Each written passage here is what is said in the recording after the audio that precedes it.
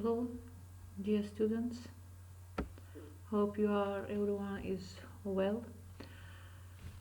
And as you know that from the previous lessons, you have been already taught the intonation, how to pronounce, how to utter the in sentences in the English language. So different intonations were used, your rising tone or falling tone, and they are different. And a lot of rules exist for intonation, but none of them are 100% fixed, because the pronunciation of the sentences depends on context, on speaker's attitude to the situation, and the speaker's emotion to the situations. But I want to explain you some sentences, how to pronounce them.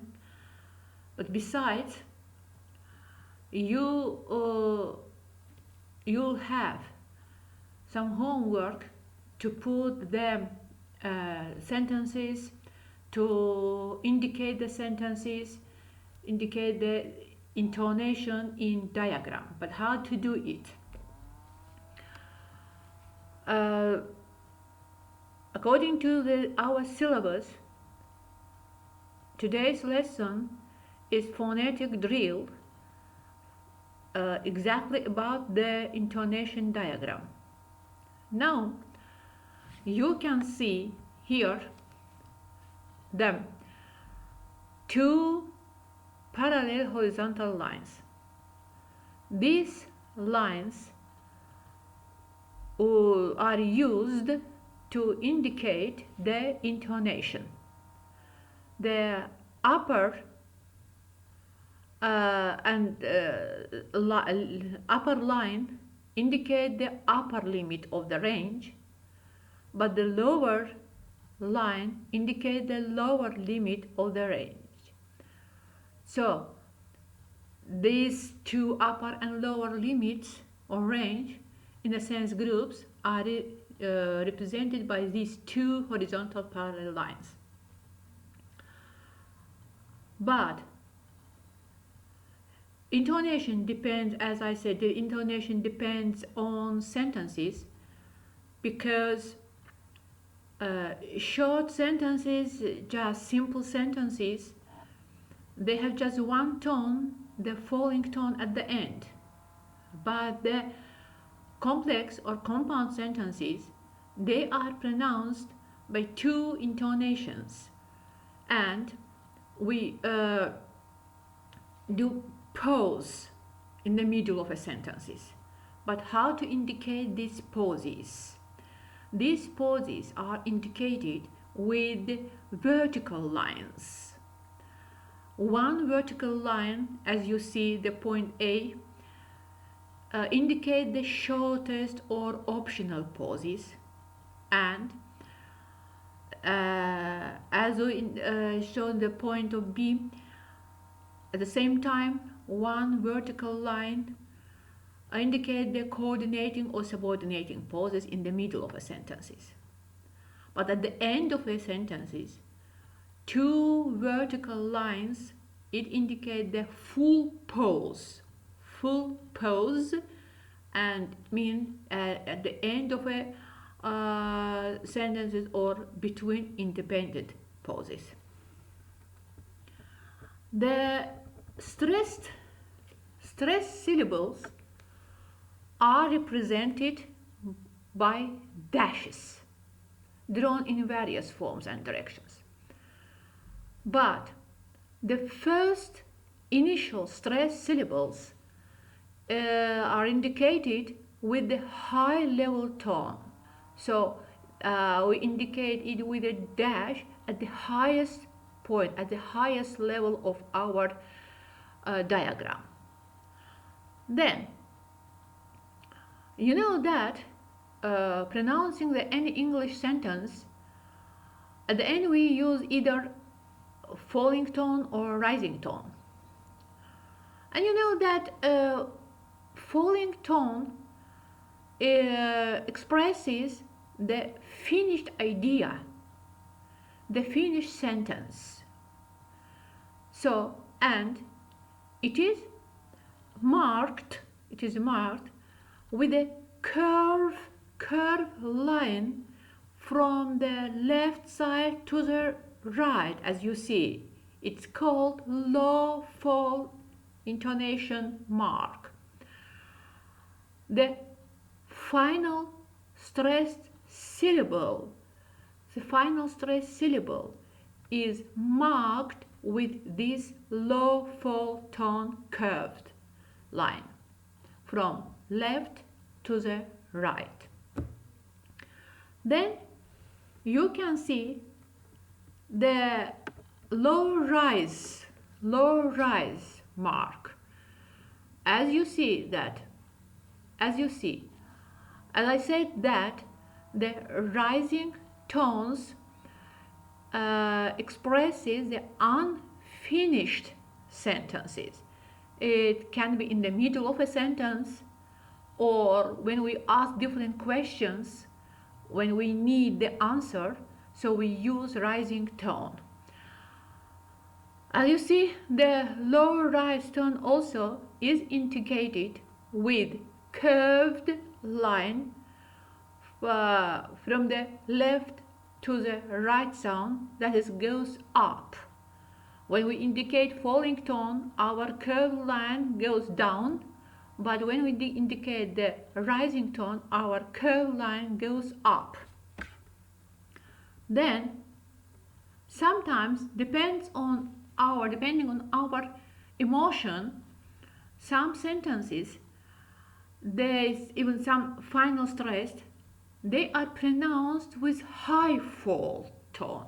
So high fall tone also indicates with curved line from left to the right down, but the initial point of this curved line it must be at the highest level of this diagram.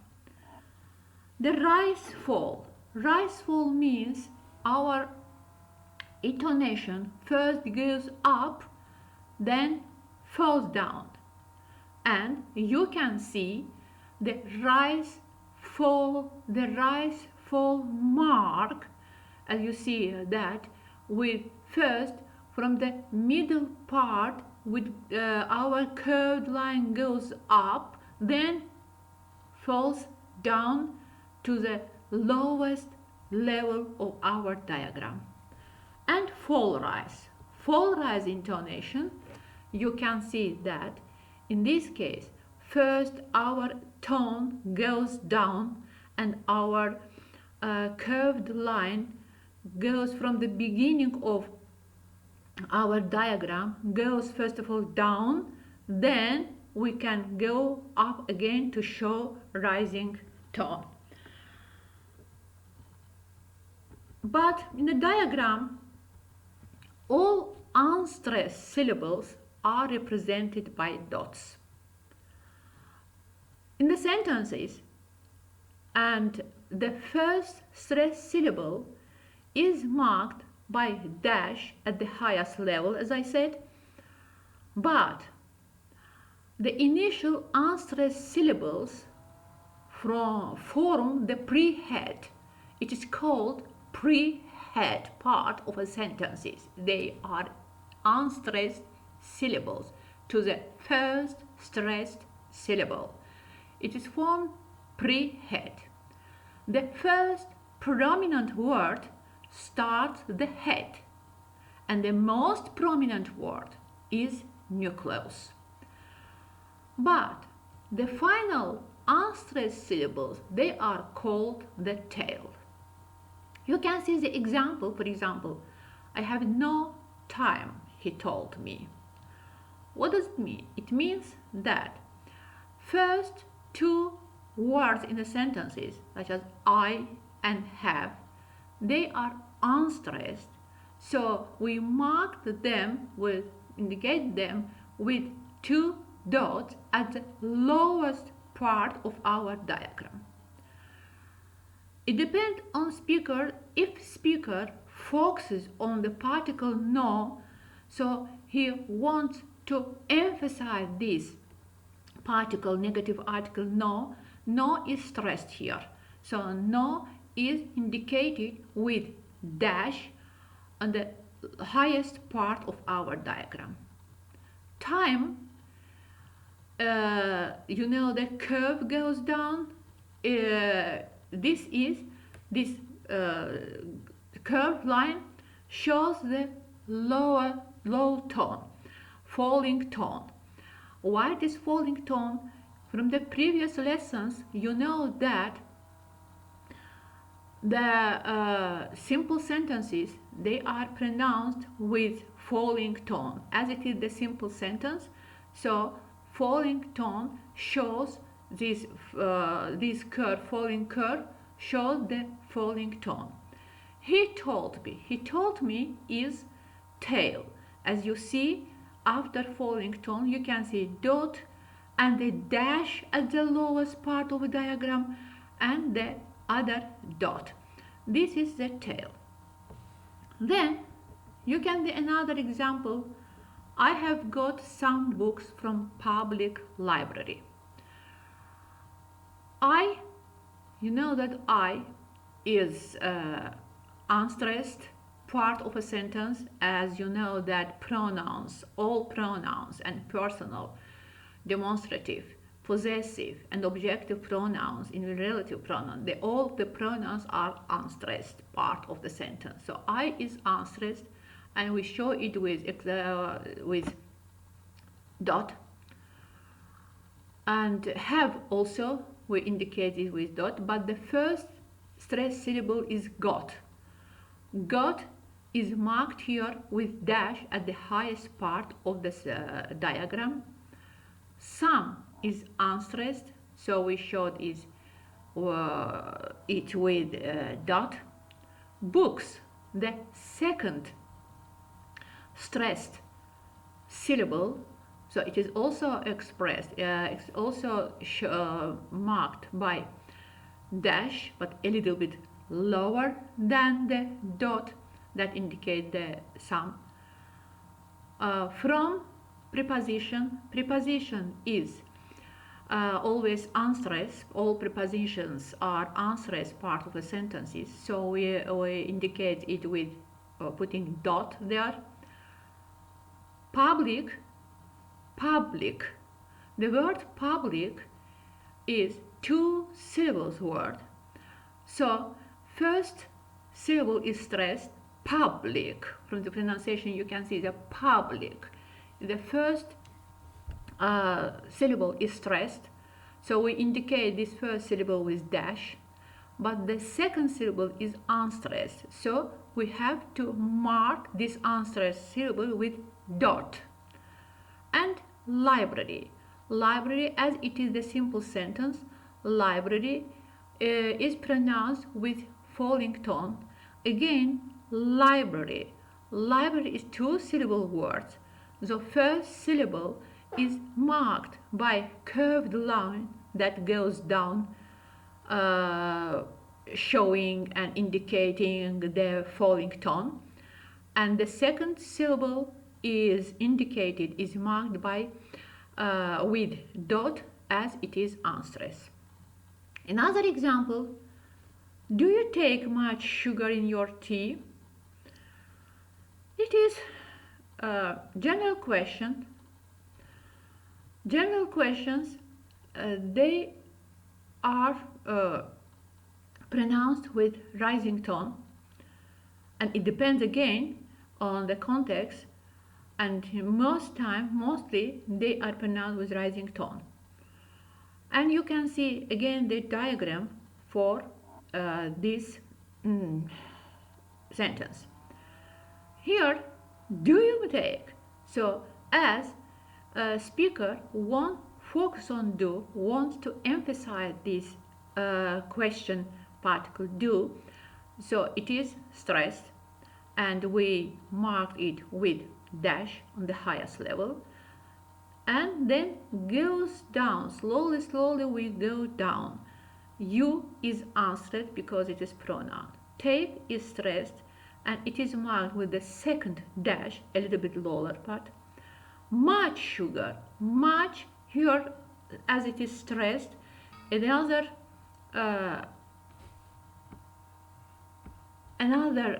dash, we use it. Sugar is stressed in your, sugar, it is a two-syllable word, so first syllable is stressed, it is marked with dash, but the second with dot. In your, both of them are unstressed, and T is indicated with the rising tone. And here you can see intonation of short answers. Intonation of short answers to general questions. Short answers, I mean yes and no, after you know that, plus any kind of verb corresponding to the tense form of the question, are usually said with the following tone. In this case, they usually mean simple agreement, promise, or negation of the fact. For example, can you do it well?